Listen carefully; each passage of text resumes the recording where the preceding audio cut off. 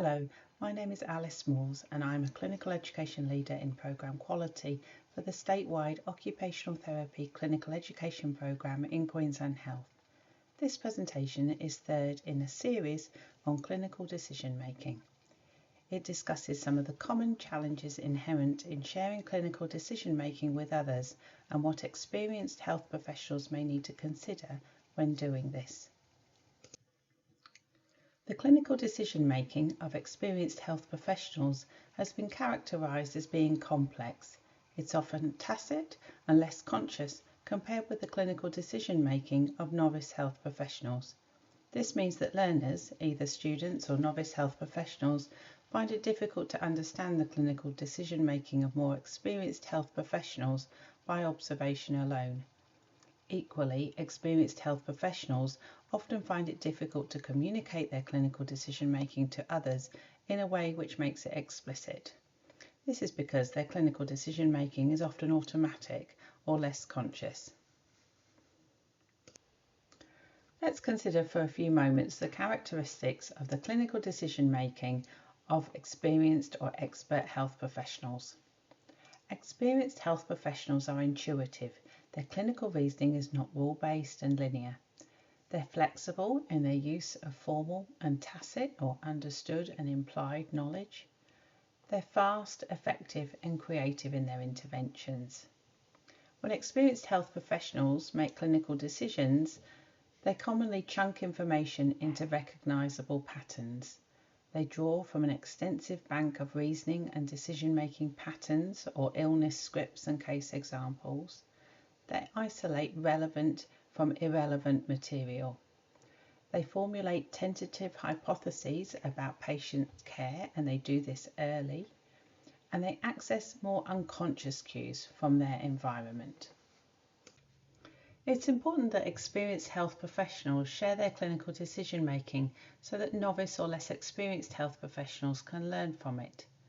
Experienced health professionals need to develop a language to enable their clinical reasoning to be explicit and visible, revealed and understood.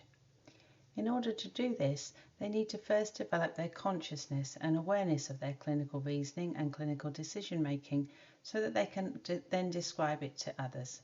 So let's have a think about what can be done. Reflecting on practice and developing metacognition supports the development of consciousness about practice decisions.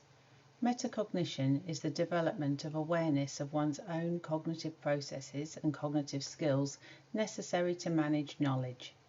It is essential for learning from practice as it involves practitioners being able to critique their own decision making. It allows health professionals to monitor their clinical decision making in practice, including identifying the impact of their knowledge and when this knowledge is insufficient. When developing metacognition or consciousness about one's own reasoning, it's important to consider what we need to develop consciousness about. Developing consciousness about the knowledge base informing clinical decision making is important. Health professionals draw on different types of knowledge in various ways to inform their clinical decision making in practice. The knowledge that they draw on can be propositional. Propositional knowledge is derived from theory and research. It's commonly referred to as knowing that. Knowledge can also be non-propositional. Non-propositional knowledge is derived from professional and personal experience. It's commonly referred to as knowing how.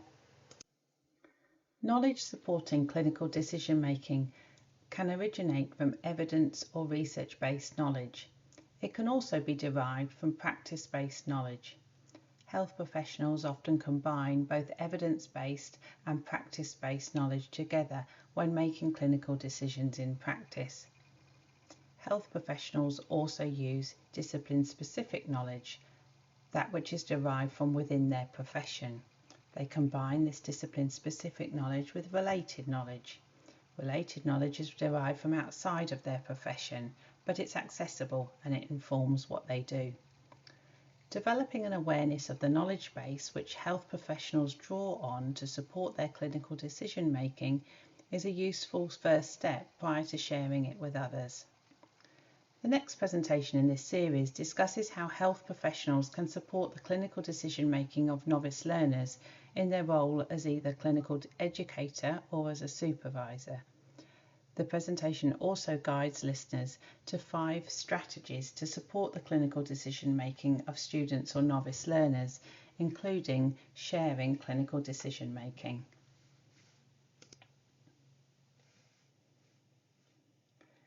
To consider the information in this presentation further in relation to your own practice, we invite you to reflect on the following questions.